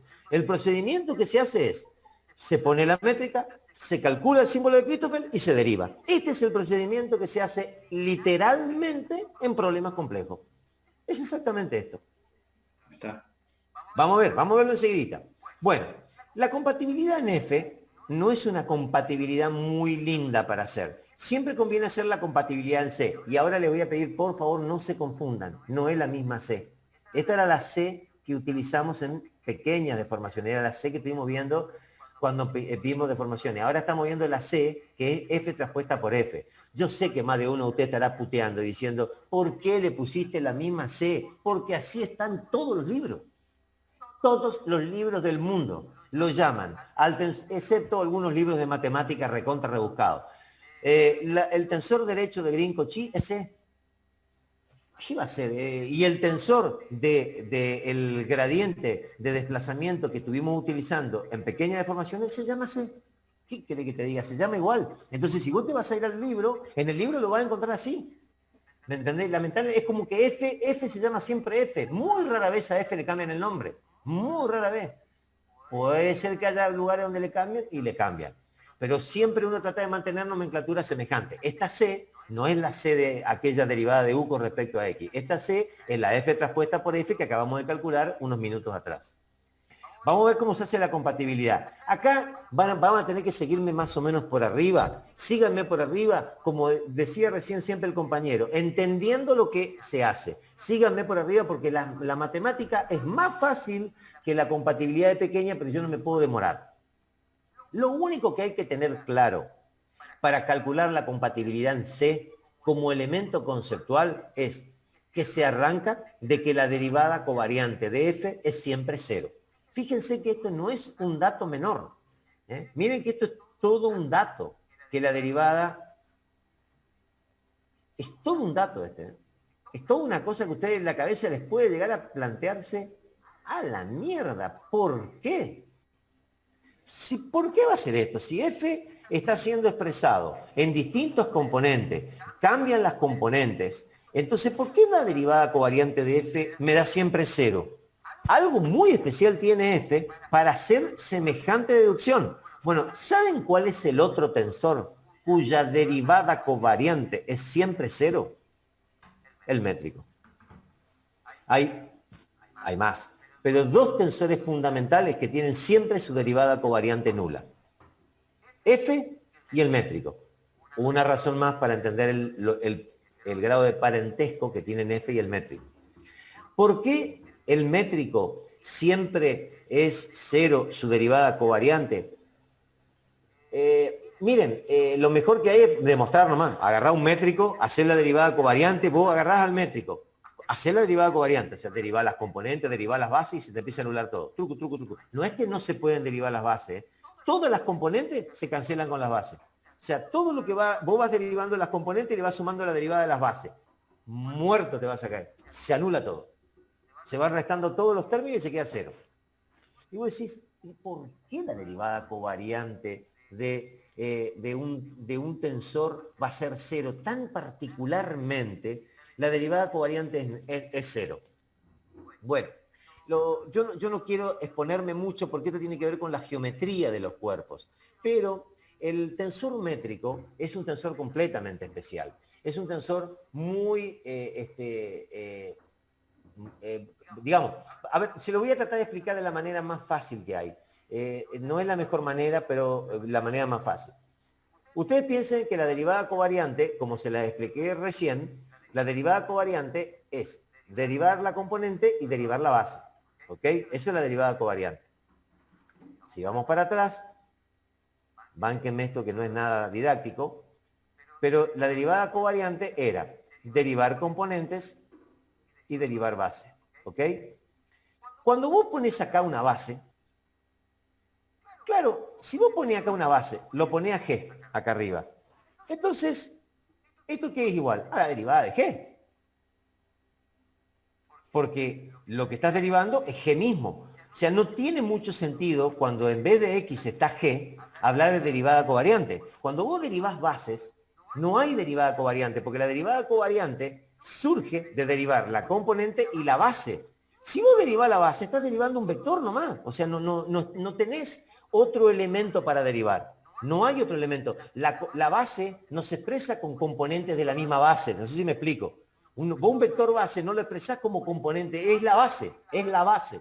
Vos cualquier otro vector lo referís a ella. Ahí están las componentes. Pero la base es la base. Entonces, cuando vos hablás de derivada covariante y tomás la base, no hay tal derivada covariante. La base es solamente la derivada ordinaria. Fíjate que el tensor métrico se obtiene como producto de bases. Por lo tanto, el tensor métrico no tiene derivada covariante. No las tiene. Desaparecen del circuito. Hay otras explicaciones, que es deformación continua de bases, que yo creo que para gente que no está acostumbrada a ver estas cosas me parece más complicada. Yo me tomé el trabajo en el apunte, como aún todas estas cosas por ahí no los convencían, en el nuevo apunte en el que ustedes tienen vigente, yo hice ahí una demostración de por qué la derivada covariante de F es 0, utilizando lo que ustedes saben de F, la definición de F. Entonces, en vez de utilizar algo conceptual, que es su relación con el métrico, sino lo hice pura y exclusivamente, hice la derivada ahí en la carpeta, creo que se entiende muy bien, porque la derivada de F es 0. De todas formas, ¿qué es lo importante? Hay dos tensores, AF y el métrico, que tienen derivada covariante nula. Utilizando ese concepto, se llega a esta expresión que está acá al costadito. La derivada del tensor F es igual a esto, donde está F y el símbolo de Christoffel, como siempre está. Luego, esto que está acá, le puedo hacer el rotor, porque esto es un gradiente, ese es el gradiente de F, le hago el rotor, acá está hecho el rotor. El rotor implica aplicar 2 veces este formato. Hay que aplicar 2 veces. Les pido, por favor, no se preocupen de entender lo que estoy haciendo acá. Eso está bien explicado en el apunte. Bien explicado en el apunte. No es muy difícil, pero resulta ser que de hacer el rotor del gradiente, siempre el rotor de un gradiente de 0, el rotor del gradiente de F, queda esto que está acá. Queda esta fórmula que está acá. Yo no quiero entretenerme. Me interesa siempre, en este momento, me interesa más entender las fórmulas, entender el concepto que entender la fórmula. Cuando yo no veo más remedio, les muestro la fórmula. Pero cuando yo entiendo, eso es grande, es complicado, y en el apunte está bien explicado. En realidad es aplicar 2 veces la regla de derivación de derivadas covariantes. No. En general, con el tiempo me terminan reconociendo que es más fácil calcular la compatibilidad en grandes deformaciones que en pequeñas deformaciones. Termina siendo, en deformaciones generales, más fácil que el de pequeñas. Tiene menos cambios de índice y esas cosas. Bueno, cuando esta expresión se llega igual a 0, si esta expresión yo llego, que lo hago después de trabajar un rato, llego a esta expresión, tengo algo que es obvio, que es que si esto es 0, esto no es 0, porque f no es 0. Todo esto es 0. Todo eso se llama tensor de curvatura o de Riemann-Christoffel. Esta es la ecuación de compatibilidad en deformaciones generales. Entonces viene la pregunta del compañero, reafirmando claramente el símbolo de Christoffel, que es el que deriva bases, te da también la compatibilidad, porque en definitiva es la derivada. Pero ahora viene la promesa que yo le dije. Yo le dije que le iba a facilitar las cosas. Le dije que hay una manera de expresar esto no en función de estos símbolos de Christoffel, sino utilizando esto que está acá. El tensor C, como vimos recién hace un ratito, era igual a el tensor C, el tensor de este tensor F traspuesta a F, el que estamos tratando de trabajar. ¿Se acuerda que tenía acá las componentes del métrico? Bueno, como C tiene la misma componente del métrico, existe esta relación, que está así, yo no se las voy a demostrar, esta relación la van a tener que estudiar tal cual está, no es muy complicada, pero bueno, es lo que es, esto que está acá, ¿no es cierto? Esta relación es la relación que hay entre símbolo de Christoffel y el métrico. Lo importante es que yo antes que la dijera, algunos de ustedes ya la estaban pensando. Claramente, si el símbolo de Christoffel me da las derivadas de los vectores y el tensor métrico me da el espacio, claramente hay una relación entre el símbolo de Christoffel y el tensor métrico. No hay ninguna forma de que no esté. Entonces yo esto lo que puedo hacer es escribir donde dice el símbolo, el tensor métrico, escribo C, porque son iguales estas componentes. Estas componentes dedujimos que son iguales. Y la puedo reponer acá. Entonces toda esta ecuación que está acá me queda en términos del métrico o de C, que es lo mismo. Que esté en términos de C o que esté en términos del métrico es lo mismo. Yo lo estoy haciendo rápido, ustedes lo tienen que mirar tranquilamente, y esto es lo que se llama la compatibilidad en C. Si ustedes miran esta fórmula, que está ahí abajo, el formato de esa ecuacioncita es idéntico al formato de las ecuaciones de compatibilidad en deformaciones pequeñas, solamente utilizando C. Lo que sí, esto tiene una implicancia diferente a la anterior. ¿Qué está indicando esto que está acá? Este tensor, me vuelvo un poquitito para atrás. A ver, déjenmelo poner acá. Este tensor me vuelve un poquitito para atrás. Este tensor de curvatura, que está acá, igual a 0, tiene un significado importante. Este tensor es 0 siempre y cuando la superficie que ustedes analizan o el cuerpo que ustedes analizan es euclídeo. Si el cuerpo que ustedes analizan no es euclídeo, este tensor no da 0. Ojo, este tensor por eso se llama tensor de curvatura, porque el tensor indica cuánto está curvada la superficie.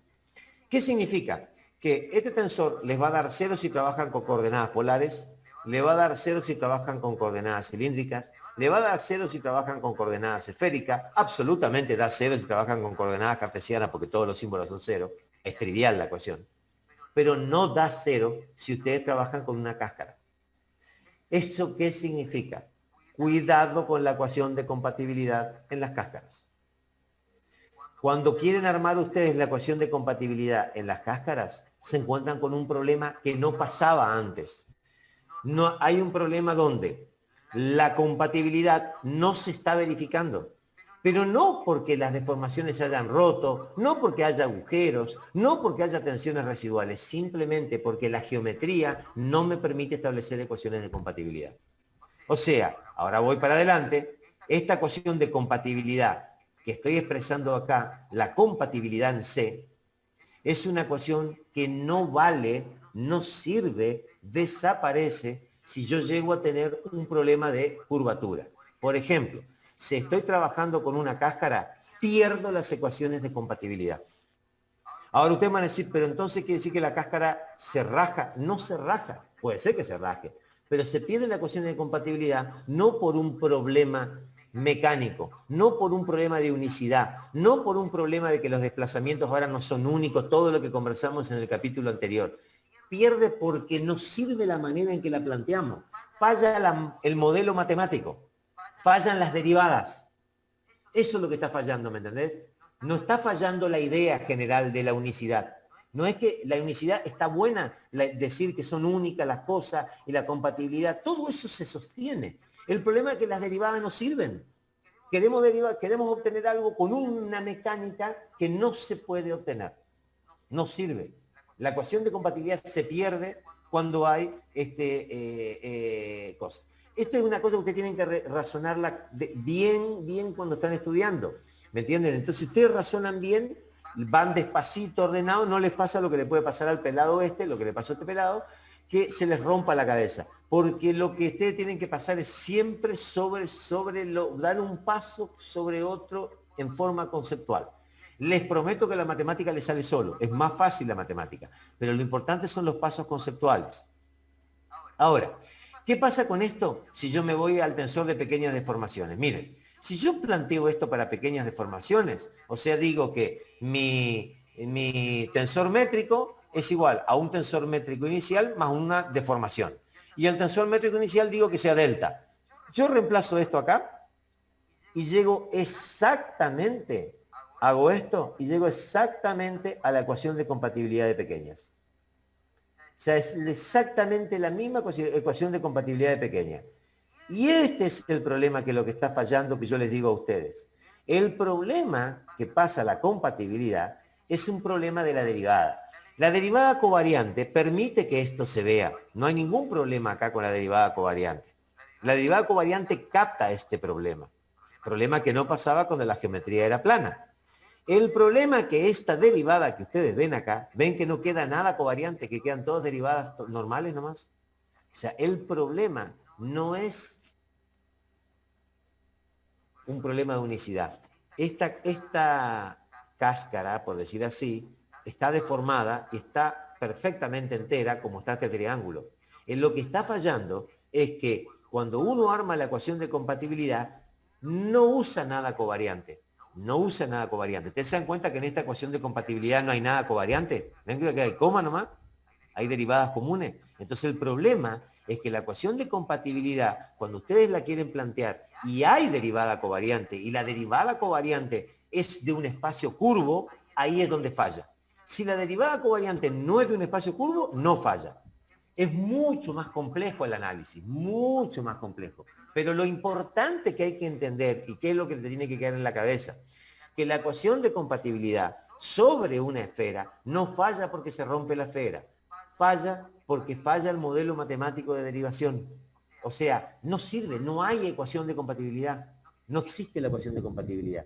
Cuando vos estás sobre un casquete esférico, la ecuación de compatibilidad no es una opción, no se la puede usar. Entonces ustedes me van a decir, ¿y cómo resuelvo si yo la necesitaba para...? Bueno, se resuelve por otro camino. La ecuación de compatibilidad es muy linda, muy buena, hace entender muchas cosas.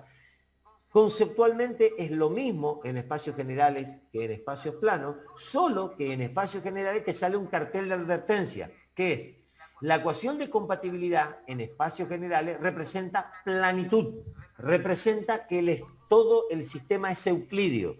Si el sistema no es euclidio, esto no es cero. Si no es cero, no es una ecuación de compatibilidad. Punto. Entonces, lo que en pequeñas deformaciones tenía un significado, en grandes deformaciones o en deformaciones reales, tiene otro significado. Excluyo de ese otro significado a coordenadas polares, coordenadas esféricas, coordenadas cilíndricas, porque se comportan bien. En todas las coordenadas esféricas hay símbolos de Christoffel, hay todo, pero esto da siempre cero. Da siempre cero. O sea, ¿qué pasa? La compatibilidad se sostiene perfectamente bien mientras vos trabajes con elasticidad tridimensional, trabajes con polar, trabajes con cilíndrica, trabajes con esférica, anda bien. La compatibilidad funciona y anda muy bien y la podemos usar. Cuando vamos a una cáscara, se terminó la compatibilidad, no se puede usar. Esto de la cáscara, nosotros lo estudiamos o lo vemos, lo conversamos en el coloquio. Y ustedes en el coloquio no suelen decir, no saben muchas veces este problema. Cuando uno plantea esto, ¿qué es lo que pasa en la cáscara? Hay que entender que aun cuando uno no tenga la menor idea de cómo da esta fórmula en la cáscara, no sé ni cómo calcular los símbolos de Christopher para la cáscara, yo tengo un termómetro, una especie de brújula, que me dice que la cáscara no es compatible.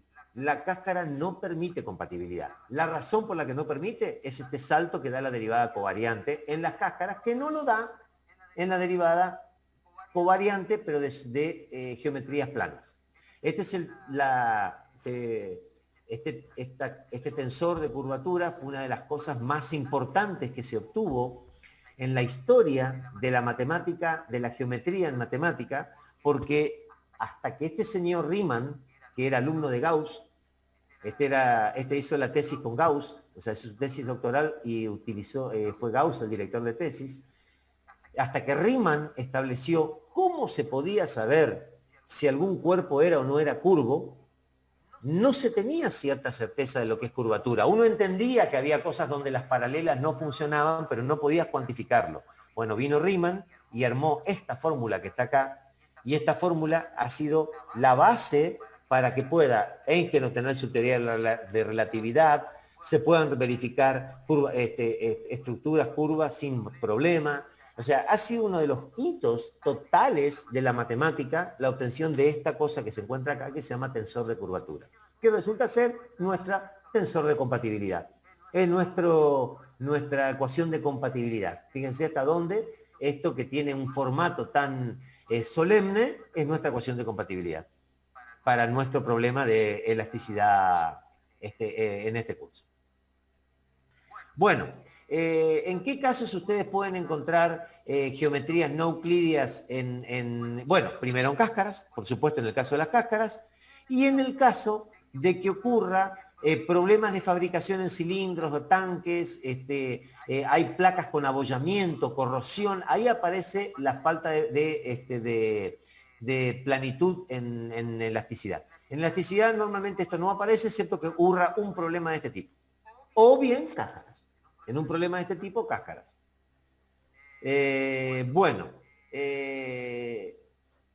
No más que eso, no más que esto, pero no quiero ir más adelante con esto.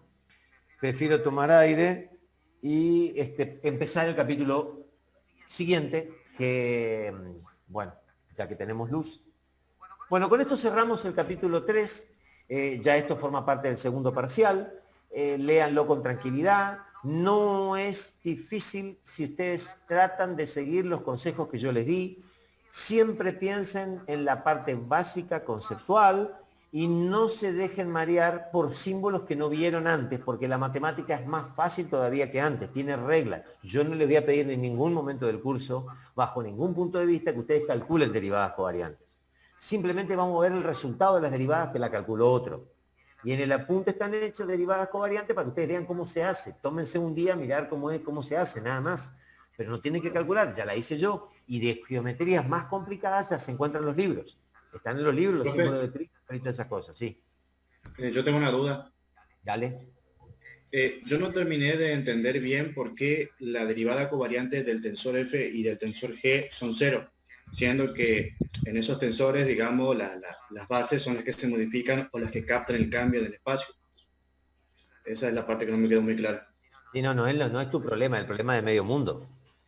No te preocupes, porque es así. Es completamente contraintuitivo el concepto. Claro, absolutamente contraintuitivo. O sea, pues es una cosa donde vos decís, pero ¿cómo corno se compensa? Lo que vos estás describiendo es exactamente lo que pasa. Yo tengo un tensor en el que varían las bases y varían las componentes. ¿Cómo corno se compensan las componentes y la base para dar cero? Porque la única forma que te dé cero es eso. Es que todas las derivadas de las bases se compensen con todas las derivadas de las componentes y viceversa. Bueno, la realidad es que la explicación matemática de eso se puede hacer, se hace. Vos agarrás al tensor métrico, le haces las derivadas covariantes y te da cero. O sea, vos lo podés probar matemáticamente, los libros están. Ahora vamos a tratar de buscar una explicación un poquito más fácil, digamos, vamos a tratar de verlo. Yo en el apunte le incluía a ustedes, te decía, yo incluía en el apunte una demostración para la derivada de f. Vamos a mirar derivada de f y después pensemos que en el métrico es lo mismo. La mejor manera de entender esto es la siguiente. El tensor f, está claro que el tensor f es igual a esto que está acá. Esta es la forma más normal de expresar el tensor f, con las dos curvas, ¿no es cierto?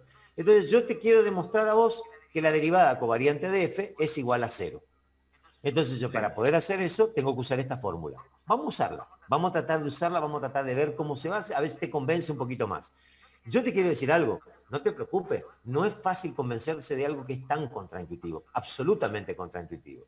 Bueno, primero, f, ¿qué pasa si vos a f, si vos multiplicás por f, no cualquier tensor, sino una base?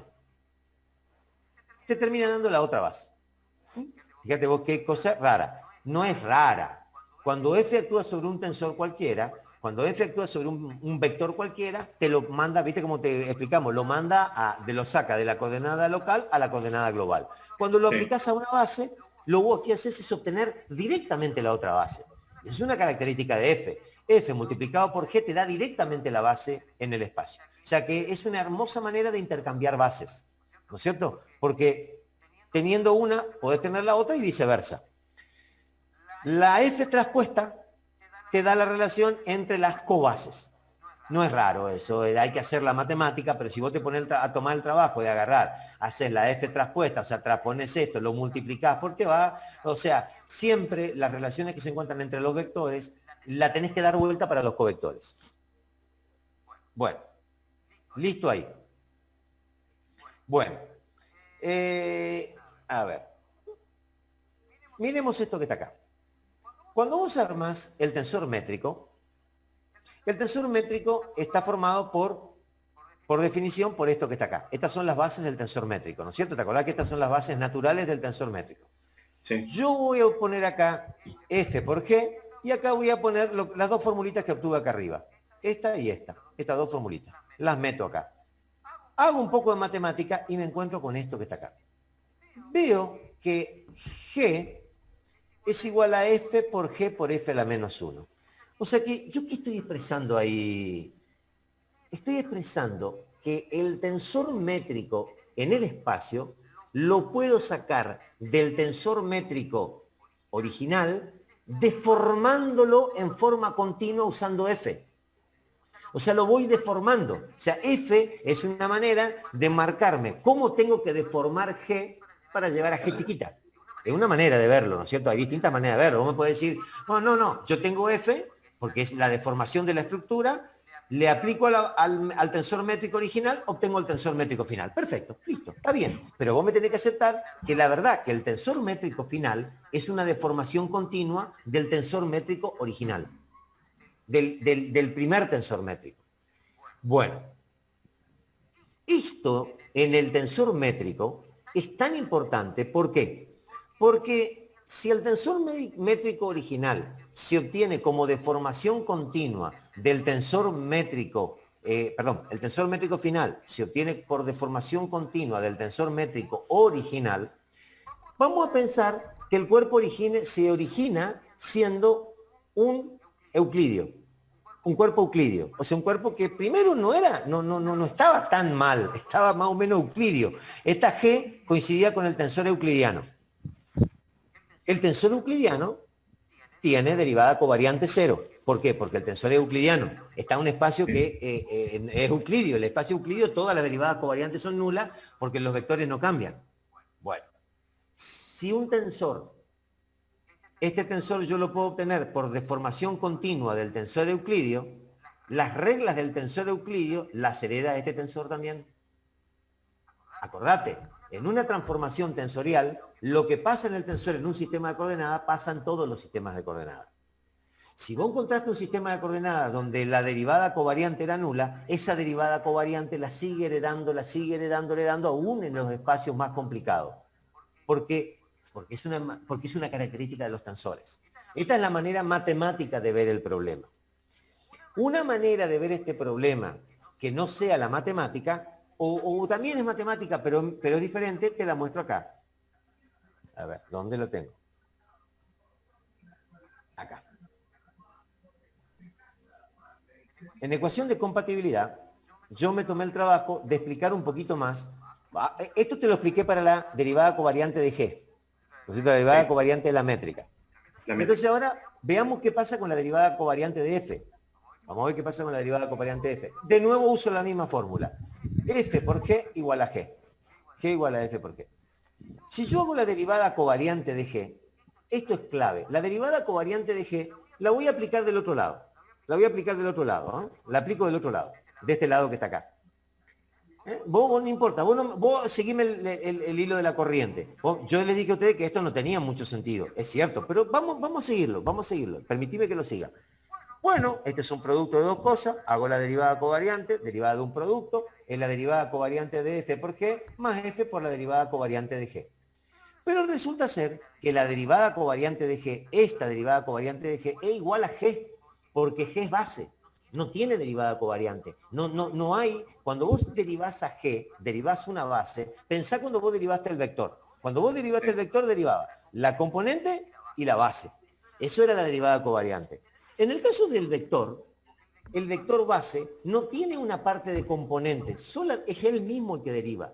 Es él mismo el que se deriva. ¿Me entendés? O sea, ¿en qué parte de la derivada covariante estamos? Estamos en esta parte de la derivada covariante. Te lo voy a mostrar acá. Estamos en esta parte. Acá. Fíjate vos. Cuando yo hice la derivada covariante, ¿yo puse derivada covariante de G acá o no? Yo no puse ninguna. O sea, yo digo que todo esto es la derivada covariante. Pero cuando yo derivé, hice derivada de X y derivada de G. No hay derivada covariante de G. Cuando vos Claro, más esto, terminamos con la derivada covariante, esta es la derivada covariante porque este vector no es un vector base. Pero nunca hubo, en ningún momento apareció el punto y coma en G. Entonces ahora cuando te vas a trabajar sobre lo que estamos trabajando, sobre el apunte, esto que yo arranqué, esto es G, esto es derivada de G, no es derivada covariante de G, no hay derivada covariante de una base, tampoco lo hay acá. Por lo tanto me encuentro con que tengo G y G acá. Ahora, la derivada de G es la aplicación del tensor, que es lo que te mostré hoy, es el Christoffel por G, y la derivada de G es Christoffel por G. Reemplazo acá y me encuentro con que tengo Christoffel por G, F por G y Christoffel por G acá. Sigo mirando y ¿con qué me encuentro acá? Fíjate lo que me encuentro acá. Me encuentro con que GK es F por GK, lo que implica que este pedazo que vos tenés acá, este pedazo que está acá, tiene que ser 0 para que esto pueda ser igual a esto, porque esto solito es igual a esto. claro. Cuando vos lo mires a esto, te vas a dar cuenta que no hay más remedio que esto sea 0. Entonces, ¿yo qué estoy utilizando para demostrar que la derivada covariante de F es 0? Estoy usando que los vectores base no tienen derivada covariante. Y también esa es la razón por la que el métrico no tiene derivada covariante, porque el métrico Claro, está formado por vectores base. claro, claro. Entonces, el hecho de que un vector base no tenga derivada covariante hace que el métrico no tenga derivada y F tampoco tenga derivada covariante. Ahora, ¿es una derivada covariante nula? O sea, a ver, permitime porque acabo de decir algo que no tendría que haber dicho. No tengo que decir que no tiene derivada covariante. Tiene derivada covariante nula. ¿Entendés? Porque no tener derivada covariante es el vector. El vector base no tiene derivada covariante. No, el vector base no es que tiene derivada covariante nula. El vector base no tiene derivada covariante. Es como que vos me digas, ¿yo le puedo sacar el gradiente a un escalar? Sí. ¿Le puedo sacar la divergencia a un escalar? No. La operación divergencia no está definida en los escalares. Claro, Entonces, como el la vector de operación... gradiente, por ejemplo. Exactamente. O sea, la derivada covariante en un vector base no está definida, no se tiene derivada covariante de un vector base. No es lo mismo que decir que la derivada covariante de F es 0. F tiene derivada covariante, lo que pasa es que se van compensando todos sus términos y da 0. Te das cuenta que son dos cosas diferentes, no es lo mismo. Me parece igual, pero no es igual. Cuando vos haces la derivada covariante del métrico, te da 0, no es porque todo se hace 0. En el único caso que todo se hace 0 es en el métrico cartesiano. Todos los demás métricos tienen Claro, porque ahí derivada no hay covariante. cambio. Claro, porque no hay cambio. Por eso es cero. Pero la derivada covariante en cualquier otro tensor métrico da cero, porque se van compensando todos los términos mutuamente. Entonces, una cosa, esto hay que tener clarísimo, lo que pregunta el compañero es muy importante. Una cosa es no tener derivada covariante y otra cosa es que su derivada covariante sea cero. Los vectores base no tienen derivada covariante, por eso yo escribo que la GIJ es lo mismo que GIJ, es lo mismo. No hay, el punto y coma acá no existe, no hay punto y coma. ¿Me entendés? O sea, cuando vos pones punto y coma de GIJ, en realidad vos estás poniendo GIJ, no estás poniendo el punto y coma, no hay tal cosa, no existe. En los vectores base no tiene sentido hablar de una parte porque no tiene esa derivada de componente que tiene cualquier otro vector. Acordate que la conformación de la derivada covariante es cuando se arma esa matricita que yo les mostré en el apunte. Esto no es derivada covariante. Esto yo lo pongo como derivada covariante a propósito para provocar, porque estoy provocando. ¿Por qué estoy provocando? Porque yo quiero que me quede la derivada covariante de f. Pero esto es lo que se iguala a la derivada ordinaria. Se hace igual a la derivada ordinaria. Claro, o sea, digamos, como para que la base tuviera derivada covariante, por así decirlo, debería referirlo con otra base, porque cuando yo saco derivada... Pues entonces dejaría de ser base. Claro, Ahí dejaría de ser base. Es exactamente lo que vos decís. Si yo mi base la refiriera a otro vector base, ya ella no sería más base, ya sería un vector más de todo el contorno, de todo el sistema. Por lo tanto, ya no es más base. Es enormemente sutil, pero preciso todo este proceso que uno hace de derivaciones de base y vectores no bases. ¿Me entendés? Entonces, cuando un vector lo está oficiando de base, tiene ciertas características. Su derivada covariante es nula. Ahora, bien le dijiste vos, ese vector G puede no oficiar de base. Bueno, no te da derivada covariante nula, tiene derivada covariante. Deja de tenerla cuando es base, punto. Y esa es la razón también. Bueno, el métrico, ¿cuál es el problema del métrico? El métrico nunca deja de ser métrico. El tensor métrico siempre es métrico, por eso siempre su derivada covariante es nula. Porque el métrico no puede decir, bueno, yo dejo de ser métrico, ahora soy un tensor ordinario. No, no, no. El métrico de un sistema es único. Es el que permite la deformación del sistema. Esa deformación continua es la que te daba vos, que te lo demostré con la otra fórmula, que su derivada covariante es nula por deformación continua. ¿Me entendés? Por eso es que también se lo ve al métrico. El métrico no es una cosa, no es un tensor ordinario común y corriente como todos los demás tensores. Tiene sus características muy particulares. El hecho de que su derivada covariante sea nula hace que el métrico sea un vector diferente a todos los demás. Todos los demás. Bueno, F termina teniendo derivada covariante nula por culpa, o sea, por herencia con el métrico. Por herencia con el métrico. Si vos te das cuenta para demostrar, fíjate vos que esta astucia de demostrar la forma en que la derivada covariante de F estoy usando vectores base. En alguna medida estoy usando el métrico. Estoy usando los vectores que conforman el métrico. O sea, esto es una de las tantas maneras. No es normal encontrar esto en la bibliografía. Generalmente en la bibliografía te dice la derivada covariante de F es cero porque ella deforma continuamente. Te va a decir que siempre cuando vos tenés una deformación continua. Pero es un concepto un poco, puede ser ambiguo. Se ve bien en el métrico, pero no se ve bien esa deformación continua en F. No se ve bien por qué F. Entonces, la mejor manera que yo encontré es esta puesta acá, de por qué tiene F derivada covariante. Ahora, eso es clave. Porque que la derivada covariante al métrico y la derivada covariante de F sean cero, es lo que te permite desembocar en las ecuaciones de compatibilidad en deformación en geometría común, y es lo que permite deducir la ecuación el tensor de Riemann-Christopher. O sea, es fundamental. Pero lo importante es entenderlo planteado como te lo planteo yo. Vuelvo a decirte, y eso quiero perdonarme la reiteración, en la derivada covariante es esto, es la derivada covariante. O sea, ¿por qué? Porque X no era base. Si yo lo hubiese metido acá a G, y bueno, G entonces no hubiera sido la base, hubiera sido G. ¿Me entendés? Y no hubiera tenido base. Si yo pongo G acá, este X desaparece porque no hay ningún X por G. O sea, pues no tiene X y G es G, G no tiene otra cosa. Entonces vos te hubieras encontrado con ¿qué? Que la derivada de esto, si yo escribo acá G, desaparece este término porque no hay X. ¿No es cierto? Porque G no tiene X, no hay ninguna X que multiplique a G. G es G, está multiplicado por el tensor de unidad. Entonces te encontrarías solamente con esto, con la segunda mitad, que la derivada covariante de G es la derivada normal de G, porque G es base. ¿Sí? Esto hace derivada. Este es el elemento clave que arma de la derivada covariante. Estos dos elementos que están acá. Este tensor que está acá. Este tensor de segundo orden es la derivada covariante. Si algo de esto no está, no hay derivada covariante. Bueno, si yo saco esto, no hay más derivada covariante. Esto es todo. Pero conceptualmente también es entendible que esto sea así, porque sí, por supuesto, pensar cuando vos... Mirá, algo semejante ocurre cuando vos decís que el tensor rotación no tiene rotación. Y es así.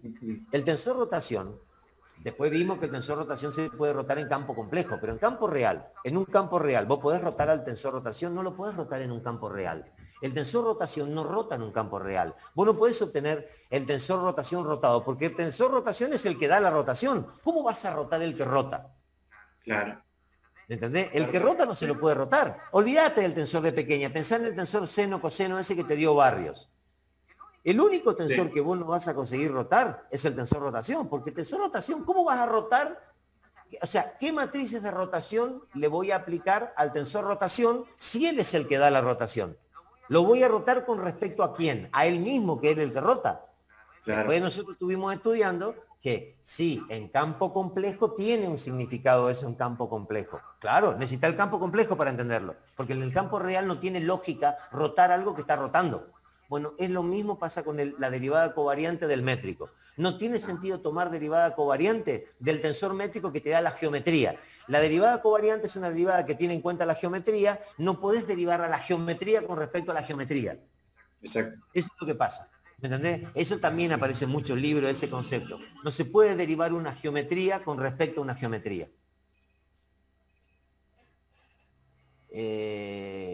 Bueno, estamos en hora. Vamos a tener que dejar para la clase que viene, pero bueno, me parece importante la aclaración, así que viene al caso, bueno, si alguno tiene alguna otra pregunta, me la puede hacer. Total, ya no voy a poder empezar con el capítulo siguiente. Así que... Como siempre. ¿Viste la tercera pregunta? ¿No lo di? No, la pregunta, pues yo... No, profe, no dio la tercera.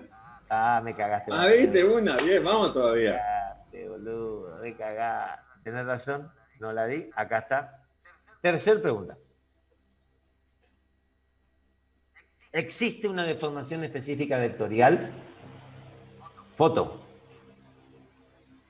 Me cagó Benito. Bueno, ¿algún otro quiere preguntar algo que no sé lo que preguntó Benito? Bueno, repasen. Después las dudas se le van a generar cuando repasen. A las 6 nos vemos con consulta y si es que hay luz, obviamente, si es que hay luz. Inge, ¿la práctica de los capítulos 1 y 2 ya está pautado cuándo se va a hacer? Sí, ¿cuándo quedó Pablo? Bien ahí Romero, porque no me había olvidado de decirlo. Dijimos martes a las 8 de la mañana. Martes a las 8 de la mañana va a ser la práctica. ¿O muy tarde? Bueno, no... Me va a quedar medio ajustado, Pablo. ¿De cuánto necesitamos? Mira la cara lo hago cuando le decís muy tarde. Se están levantando a las 9 esto. Ah, ya dijo de puta, levántese ahora que se tiene que levantar. Esto es, no es... Hay coronavirus, no otra cosa, no la mosca sepsea, así que levántense. No, mira. Que sigan la... ¿Cuánto necesitas vos para dar? Yo, porque va a ser así. La pregunta que yo le estoy haciendo a Pablo es por lo siguiente. Terminada la clase de práctico, vamos a dar una clase de consulta. Yo ahí tengo nada más que puedo ir hasta las 10:30, pero vamos a dar una clase de consulta por lo menos 1 hora, porque Pablo creo que le va a ocupar de 8 a 9 para dar la práctica. ¿Está bien, Pablo? ¿Te necesitaría 7:30? No, de 8 a 10 decía yo. Me cagaste, boludo. Y bueno, arranco 7:30. Arrancás 7:30. Si arrancás 7:30, así me lo dejás 9:30 y yo a las 9:30 los agarro a ustedes y hacemos consulta. Esto más que nada, ¿saben por qué lo estoy diciendo? De esto que estoy diciendo yo, para los que se pueden quedar a la consulta ahora, o los que pueden participar en la consulta que viene a continuación a las 6 de la tarde, ya está, no hay ningún problema, no tienen por qué estar ahí. Lo que pasa es que me han comentado que muchos por el problema de hormigón no han podido participar de las consultas. Entonces, abrimos la posibilidad de que es a la mañana, el jueves que viene, el martes que viene, a la mañana, hacemos consulta, visto que ya a la otra semana viene la prueba. Entonces ahí vamos a hacer consulta de los temas que entran en la prueba exclusivamente, ¿no es cierto? Porque vamos a tratar de consultar ahí para la prueba. Después vemos, si ustedes quieren, yo no tengo problema, si a lo mejor a la tarde, no, pero el problema es que no tengo caña.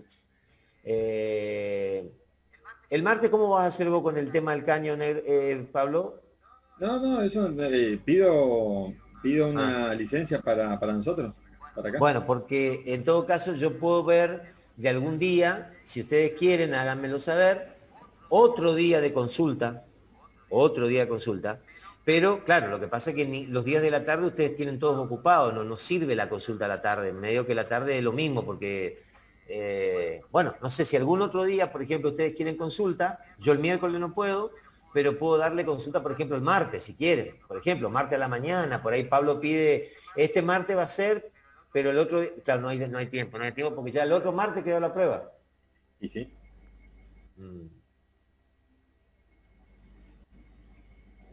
Y queda jueves. Y jueves podría ser una consulta si quisieran, digamos, si queda corta la consulta el martes. Si el martes queda bien la consulta, listo, no hay problema. De todas formas, el jueves antes de la prueba, volvemos a tener consulta.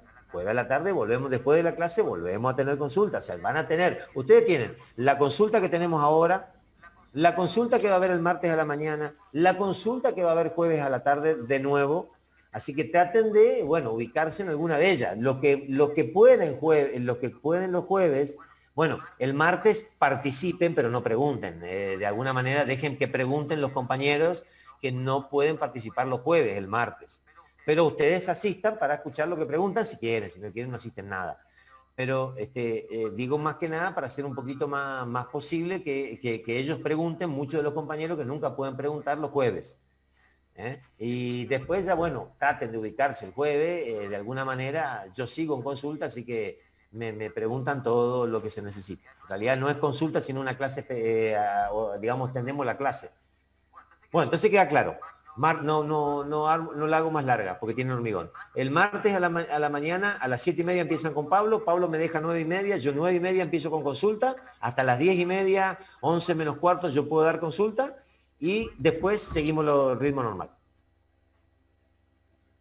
Muy bien. Cerramos. Arranca. Listo, chau, chau. Hasta el martes. Chao, chicos. Chao, profe. Profe, La gracias. consulta a las 6. Hasta luego, Hasta el profe. martes.